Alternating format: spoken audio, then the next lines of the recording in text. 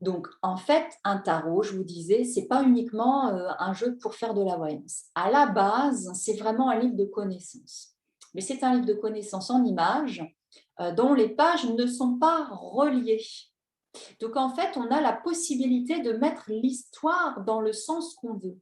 N'empêche que c'est les pages d'un livre quand même. On pourrait tout à fait imaginer la même chose reliée dans un livre et ça serait des pages avec des enseignements de sagesse, de connaissances philosophiques, concrets, etc. sur chacune des pages. Simplement, là, c'est déployé pour nous donner la possibilité d'assembler le livre par nous-mêmes. Donc, ce livre de connaissances, il évoque principalement le cheminement de l'être humain. Vraiment, ces étapes de vie, les archétypes qui vivent dans l'être humain, qui vivent en nous, des sous-personnalités, des énergies, des potentialités. En fait, dans une carte, il y a énormément de choses qui est contenu, mais on peut vraiment se dire que ça parle déjà du cheminement de l'être humain. Donc, s'il y a cheminement, effectivement, il y a l'idée d'aller se repérer dans ce cheminement. Alors, pour nous aider à nous repérer, effectivement, dans le tarot, c'est numéroté. Donc, effectivement, il y a déjà des repères avec des nombres qui vont classifier les arcanes majeurs, mineurs aussi, puisqu'ils vont aller du 1 à 10 et ensuite valet, cavalier, dame, roi. Mais il y a plein de manières de les organiser. Le cavalier peut venir à la fin, peu importe. En tout cas, c'est une structure qui est organisée. C'est que ce sont les pages d'un livre, mais elles ne sont pas au hasard. C'est que si on voulait le relier, on le relierait déjà dans l'ordre, en fait. Dans l'ordre, ça. Alors, hop, je vois qu'il y a un petit plus. J'irai voir après. Donc, je vous disais, donc c'est un livre de sagesse qui contient des millénaires de connaissances. Clairement, dans ces cartes-là, il y a des millénaires de connaissances. Charge à nous de décoder ces enseignements. Ça veut dire qu'en fait, on va aller capter ce qu'on est capable de comprendre avec notre conscience à nous, avec notre culture. Voilà. Donc, en fait, dans une carte, il y a des millions d'années de sagesse et nous, on va essayer d'aller décoder là-dedans un petit peu ce que ça nous raconte. Voilà. Parce que comme on dit, une image vaut 1000 mots. Donc, dans une image, dans une carte de tarot, il y a une Bible entière par carte. Donc, imaginez la taille que ça ferait si on faisait un livre écrit de la totalité des connaissances qui sont contenues dans chacune de ces cartes. C'est juste énorme. Voilà. Et donc ça, c'est pour l'aspect livre de connaissances qui va nous parler du cheminement de l'être humain. On va y revenir. Mais il y a un deuxième aspect quand même dans ce tarot qui est fondamental, qui est le fait que ce tarot est un miroir de l'âme qui nous permet d'entrer en connexion avec notre monde intérieur. Donc, je vous ai noté notre inconscient, notre intuition, notre structure psychique, vraiment tout ce qu'on peut imaginer de ce monde intérieur. Parce qu'il y a tout un monde qui vit à l'intérieur de nous et on en a plus ou moins conscience, on y a plus ou moins accès. Les cartes en elles-mêmes, on peut vraiment se dire que ce sont des miroirs dans lesquels on va venir projeter ce qui vit à l'intérieur de nous. On va voir avec le tarot projectif, c'est vraiment ce travail-là, c'est que en regardant l'image, puisque ce ne sont que des images et pas des mots, je vais aller projeter mon propre monde intérieur. En ça, les cartes deviennent des portes d'accès sur notre inconscient, notre intuition, des plans de conscience dans lesquels il y a plein d'informations. En fait, c'est une porte d'accès sur plein de choses. C'est notre intention qui va faire que la porte va nous amener telle ou telle information. Donc, du coup, ça fait un paquet de portes finalement pour aller chercher des informations. Donc, en ça, c'est vraiment cette idée de miroir qui fait qu'en fait, ce n'est pas un livre écrit, j'ai envie de dire, exprès pour qu'on aille nous écrire à l'intérieur de ces cartes. C'est vraiment ce que nous propose la papesse, un deuxième lame qui nous dit tout de suite, assieds-toi, écoute, et puis finalement, écris par toi-même l'histoire.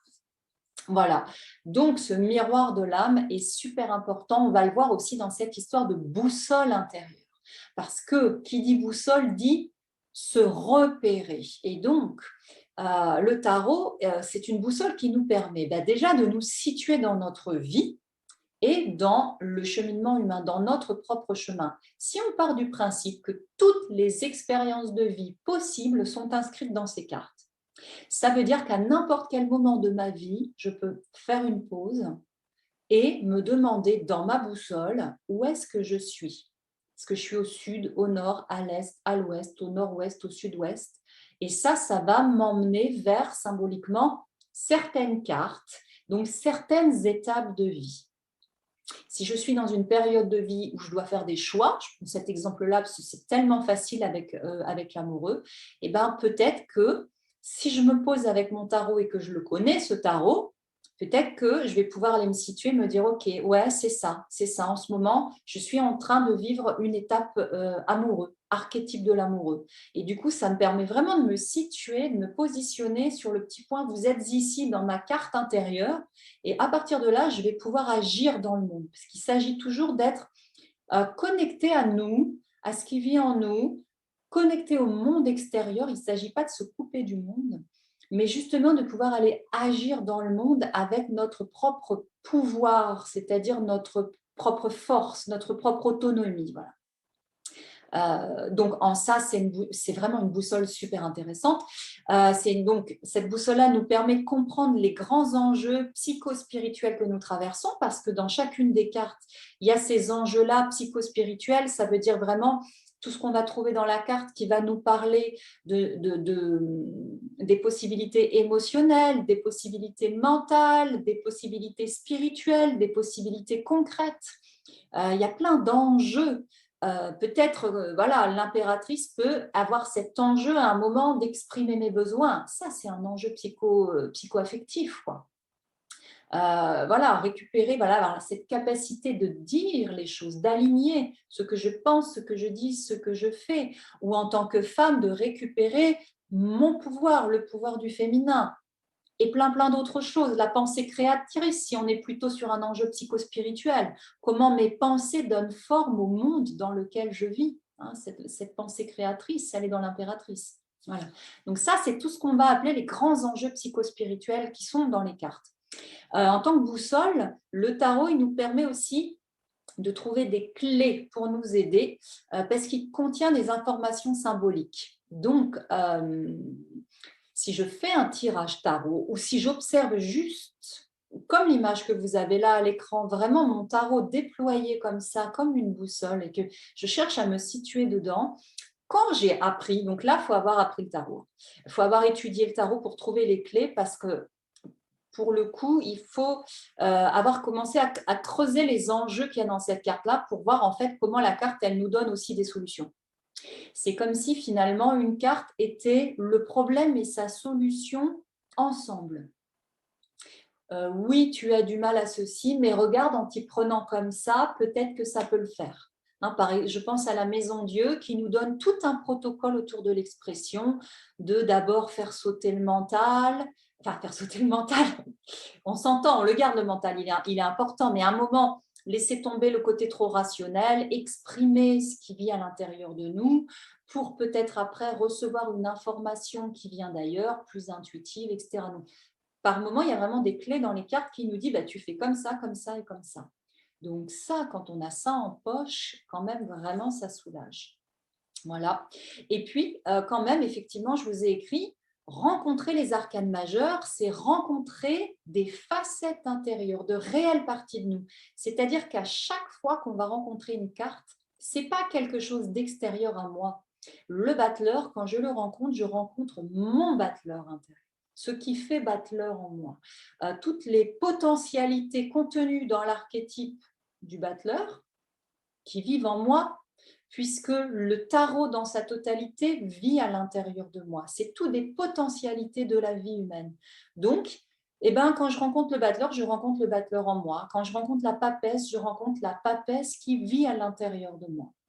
Et donc, au-delà de l'étude du tarot, travailler avec un tarot, c'est mieux me connaître. Donc, c'est vraiment, c'est autant un travail initiatique personnel qu'une étude comme étudier n'importe quel sujet, les runes, l'astrologie, la géomancie, j'en sais rien, tout ce qui pourrait être très intéressant d'un point de vue théorique, mais qui nous demande de toute façon d'intégrer les choses. Donc, on n'a pas le choix avec le tarot. Si vous voulez travailler l'empereur, il va falloir aller rencontrer comment l'empereur vit en vous. Sinon, le tarot va rester extérieur. Et effectivement, vous allez connaître un peu la symbolique, un peu comme les tutoriels sur Internet. Tiens, l'empereur, ça veut dire rationalité, structure, solidité. Voilà, le 4, c'est carré. Enfin, voilà, ça va vous donner plein de symboliques comme ça, mais extérieures à vous. C'est des informations qu'on vous donne. Ça ne vous dit pas pour autant comment l'archétype de l'empereur, il s'incarne, il se vit, quelle sensation c'est, c'est quoi cet empereur en fait dans votre vie. Alors que d'aller le rencontrer, d'un coup, vous allez vous dire, ok, c'est comment en moi ça. Est-ce que c'est en sous-régime, en sur-régime? Donc en fait, c'est vraiment ça. Rencontrer le tarot, c'est se rencontrer soi-même et on n'en ressort pas, le même parce qu'on va faire bouger plein de choses dans notre structure à nous. Donc voilà, j'avance un tout petit peu. Voilà par rapport à ce qu'est ce tarot en tant que boussole. Donc, finalement, petit résumé, comment on utilise cette boussole qu'est le tarot? Puisque cette boussole, elle offre effectivement des enseignements philosophiques, concrets, spirituels. En fait, elle nous parle de tout. Eh ben, je vous ai remis là vraiment très clairement comment on fait. Eh ben, d'abord, on l'utilise en tant que miroir. C'est la méthode du tarot psychologique. Et ensuite, mais c'est pas grave, je dis d'abord et ensuite parce que moi j'aime vraiment le travailler comme ça, mais après peu importe, vous pouvez faire n'importe quelle étape. Et puis ensuite, en tant que livre de connaissances, et là, effectivement, c'est par l'étude parce qu'il y a des choses qui ne vivent pas en nous, donc on ne va pas forcément les trouver tout seul. Quand on va réveiller notre connaissance innée du tarot, ça c'est vraiment le travail fondamental, on va aller réveiller la connaissance qu'on a, nous, du tarot. C'est déjà énorme. Mais après, en allant l'étudier par d'autres personnes, voilà, comme moi qui pourrais être la prof et puis qui vous explique les cartes, d'un coup, ça va ouvrir d'autres trucs que vous n'aviez pas vus parce que pour l'instant, ce n'est pas réveillé en vous. Donc, effectivement, pour l'étudier en tant que livre de connaissances, il faut l'étudier. Donc, c'est vraiment deux manières d'utiliser cette boussole. Ce que je vous disais, c'est que c'est vraiment la boussole qui me permet de me situer dans ma vie, d'aller voir comment je vais intérieurement et en même temps de me repérer dans la grande expérience de la vie humaine d'une manière globale. Donc, ce que je vous disais, je l'ai repris un petit peu là, c'est la spécificité de mon approche, puisque c'est moi qui vous en parle. Et d'ailleurs, j'aurais dû vous dire dès le début, il n'existe pas un tarot, il existe autant de tarots qu'il y a de personnes qui en parlent. Parce qu'on va tous, puisque le tarot, il passe à travers nous. Moi, je vous en parle comme Caroline, elle en parle aujourd'hui, le 12 mai 2021. Mais j'en parlerai peut-être pas pareil dans un an, dans 2 ans. Puis vous allez aller voir un autre tarologue, il ne va pas en parler pareil. Donc, la spécificité de mon approche, donc je vous ai mis comme tous les tarologues humanistes, je n'ai pas du tout inventé l'eau froide, tiède, chaude ou je ne sais pas quoi. C'est juste que je mets ma couleur là-dedans.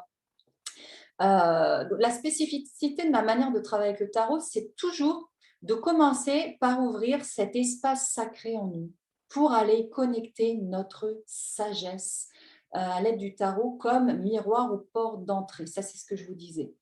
Donc, comme je pratique le chamanisme aussi en parallèle, enfin en même temps que le tarot, j'ai vraiment cette approche aussi d'amener ce voyage intérieur vers notre tarot intérieur, donc ce que j'appelle le cercle de sagesse intérieure, qui est, maintenant tout le monde connaît les voyages intérieurs, vous pouvez voyager pour aller rencontrer votre tarot. Et ça ouvre un espace sacré, intime, personnel de connexion avec les cartes.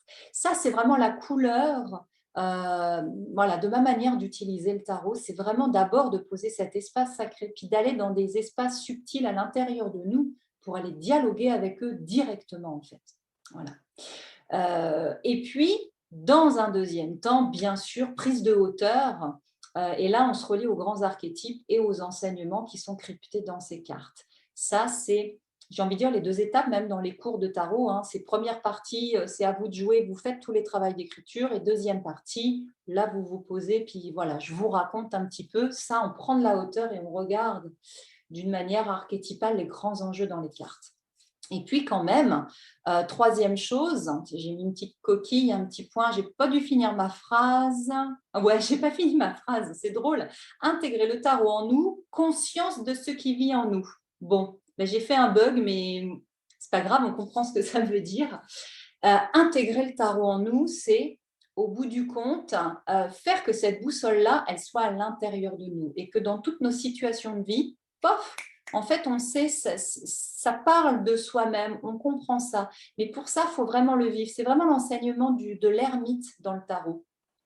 Le pape, lui, ça pourrait être un enseignement un petit peu plus théorique, un petit peu plus extérieur. L'ermite, lui, il s'appuie vraiment sur son expérience de vie. Donc l'ermite, il invite vraiment maintenant, dans un dernier temps, à intégrer tout ce qu'on a appris pour que ça fasse chair avec nous, que ça ne soit pas des choses mentales, que ça soit du vécu, voilà, c'est ça le mot, que ça soit du vécu. Donc pour ça, c'est vrai qu'il faut un petit peu de temps quand même. Voilà.